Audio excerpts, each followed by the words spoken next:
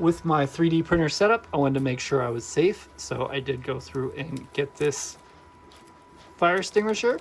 I have not used it, so I can't tell you how well it works. I have the instructions there just in case on the top. So this part just goes through and uses 3M tape to connect. That's on there pretty decent, good enough. The bottle's not really that heavy, though it does have some weight to it. Yeah, so I definitely recommend having something like this if you're going to go through and be doing something like that. You know, just in case. It's always good to have. And that's there, really easy to grab with two hands when I'm not holding the phone.